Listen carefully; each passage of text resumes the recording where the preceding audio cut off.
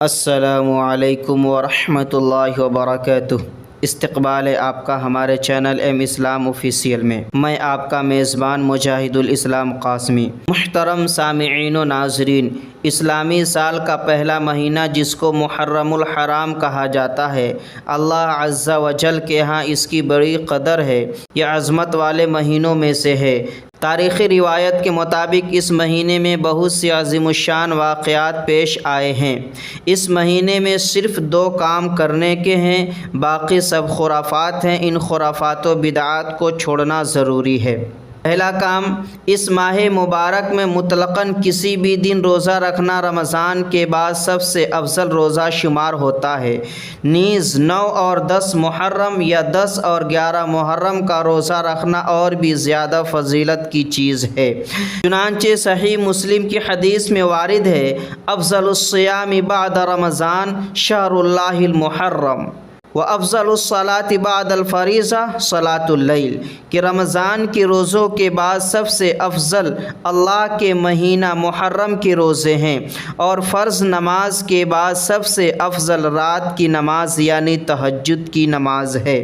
حضرت ابن عباس رضی اللہ تعالی عنہما فرماتے ہیں، حین صام رسول اللہ صلی اللہ علیہ وسلم یوم عاشوراء وامر بصیامہ قالوا یا رسول اللہ انہ یوم تعظمہ الیہود والنصارى فقال رسول اللہ صلی اللہ علیہ وسلم فإذا كان العام المقبل ان شاء اللہ صمنا اليوم التاسع قال فلم يأت العام المقبل حتى توفی رسول اللہ صلی اللہ علیہ وسلم۔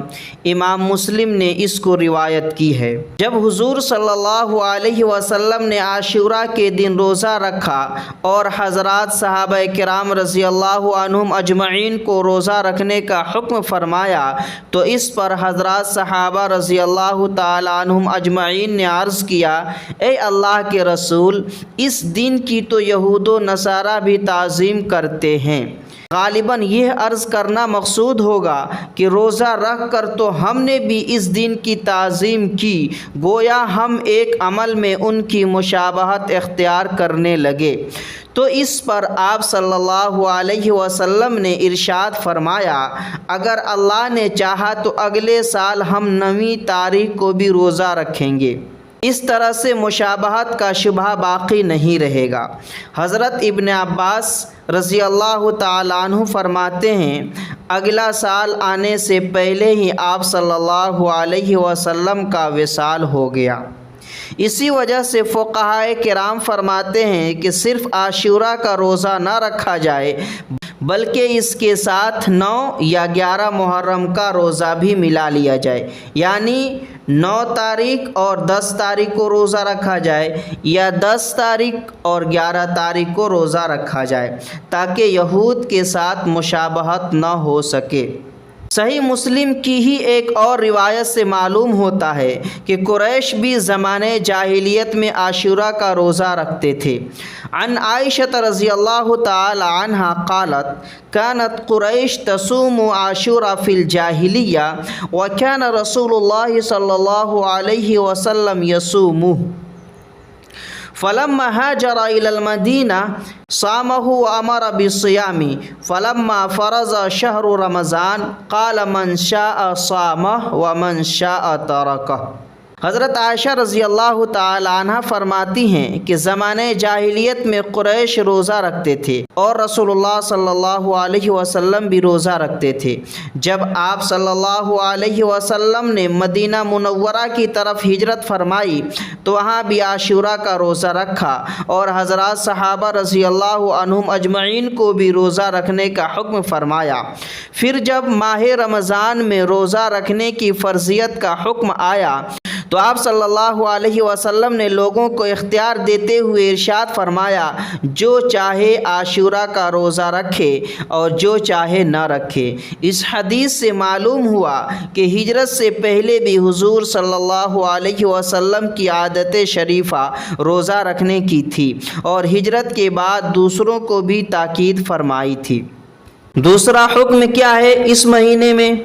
आशुरा के दिन अपने अहलो आयाल पर खाने पीने या किसी भी एतबार से वसात करना इसकी ख़ास फजीलत वारिद है। चुनांचे हज़रत इब्न मसूद, हज़रत अबू सईद खुदरी, हज़रत अबू हुरैरा और हज़रत जाबिर रज़ी अल्लाह ताला अन्हुम अजमाइन से मनक़ूल है कि रसूलुल्लाह सल्लल्लाहु अलैहि वसल्लम ने इरशाद फरमाया, मन वस्सा अला आयालिही फी यौम आशूरा वस्सअल्लाहु अलैहि सनत कुल्लहा।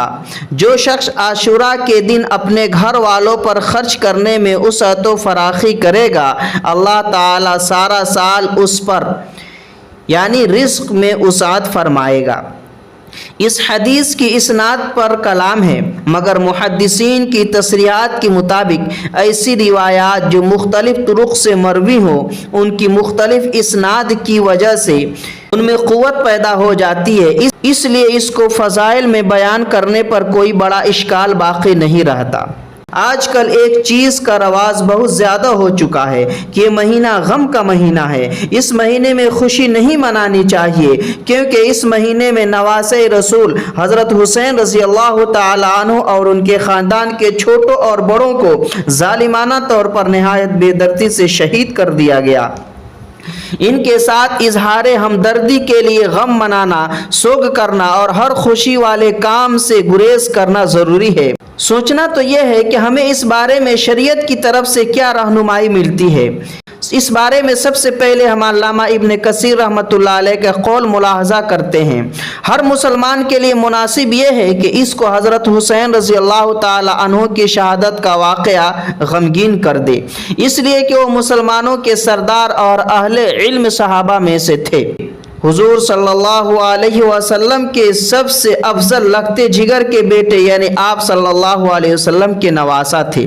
आप इबादत करने वाले बड़े बहादुर और बहुत ज़्यादा सखी थे, लेकिन आपकी शहादत पर शिया जिस अंदाज से रंजो गम का इजहार करते हैं वो किसी सूरत में मुनासिब नहीं है, बल्कि उनकी ये हरकत बनावटी और रियाकारी से ताल्लुक़ रखती है। आपके यानी हज़रत हुसैन रज़ी अल्लाह ताला अन्हु के वालिद हज़रत अली कर्रमल्लाहु वजह आपसे ज़्यादा अफजल थे।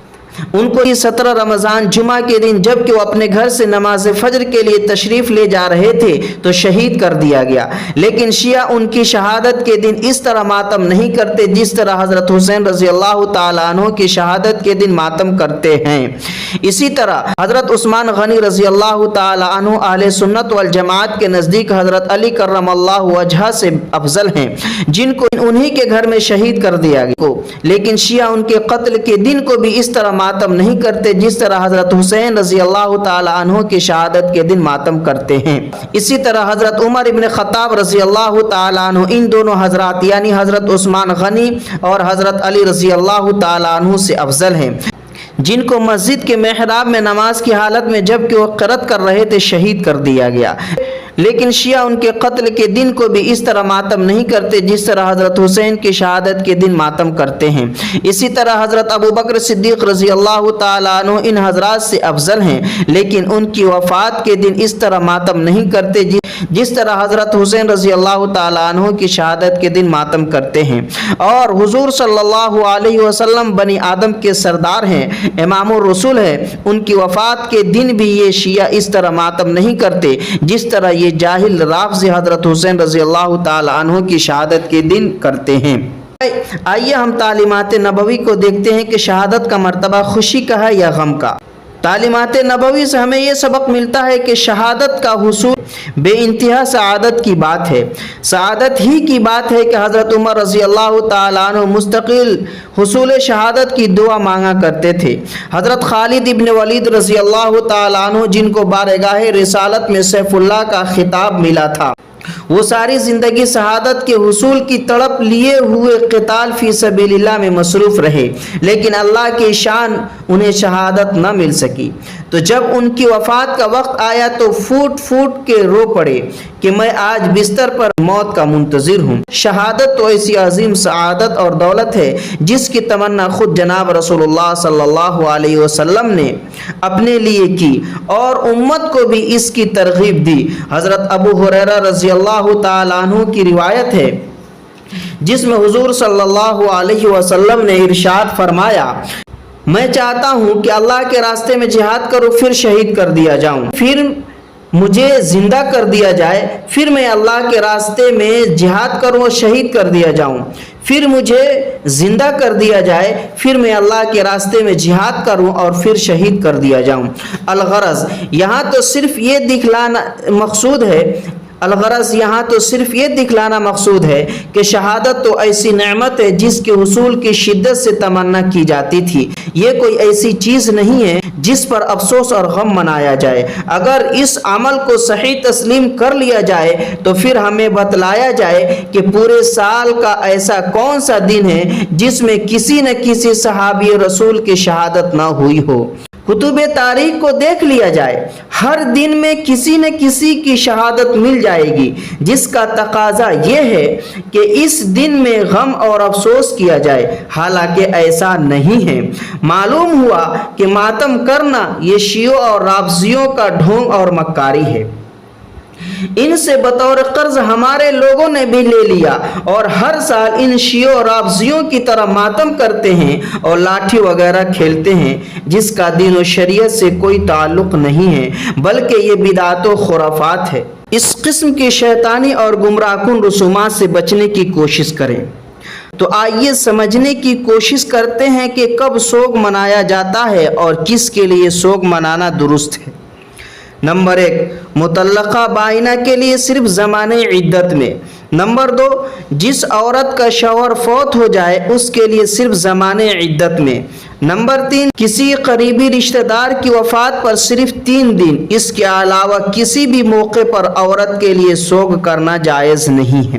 اور سوگ کا مطلب یہ ہے کہ وہ اس عرصے میں زیب و زینت اور بناؤ سنگھار نہ کرے، زینت کی کسی بھی صورت کو اختیار نہ کرے، مثلا خوشبو لگانا، سرما لگانا، مہندی لگانا اور رنگ برنگے خوشنما کپڑے پہننا وغیرہ۔ اس کے علاوہ کوئی صورت اپنانا، مثلا اظہار غم کے لیے بلند آواز سے آہو بکا اور سیاہ لباس وغیرہ پہننا جائز نہیں۔ نیز مردوں کے لیے تو کسی صورت میں سوگ کی اجازت نہیں ہے۔ تو پھر محرم الحرام کے شروع ہوتے ہی سوگ اور ماتم کے کیا معنی؟ اوپر ذکر کی گئی تفصیل کے مطابق اس ماہ مبارک میں سوگ کرنا بالکلیہ بے اصل اور دین کے نام پر دین میں زیادتی ہے، جس کا ترک لازم ہے۔ لہٰذا جب سوگ جائز نہیں تو پھر شرعاً اس مہینے میں شادی کرنے کی کوئی ممانعت اور حرج نہیں ہوگی۔ بلکہ عجیب بات تو یہ ہے کہ امیر المومنین حضرت علی کرم اللہ وجہہ کی حضرت فاطمہ رضی اللہ تعالی عنہا سے شادی اسی ماہ مبارک میں ہوئی، اس لیے اس ماہ مبارک میں شادی کو نامبارک اور ناجائز سمجھنا سخت گناہ اور اہل سنت والجماعت کے عقیدے کے خلاف ہے۔ اللہ کے رسول صلی اللہ علیہ وسلم کا فرمان ہے کہ جو عورت خدا اور قیامت کے دن پر ایمان رکھے اس کے لیے جائز نہیں کہ کسی کی موت پر 3 رات سے زیادہ سوگ کرے، مگر شوہر اس سے مستثنی ہے کیونکہ اس کی وفات پر 4 ماہ 10 دن سوگ کرے۔ اللہ تبارک و تعالی سے دعا ہے کہ اللہ تبارک و تعالی ہمیں اور آپ کو دین کی صحیح سمجھ عطا فرمائے اور بدعات و خرافات سے بچنے کی توفیق عطا فرمائے۔ السلام علیکم ورحمۃ اللہ وبرکاتہ۔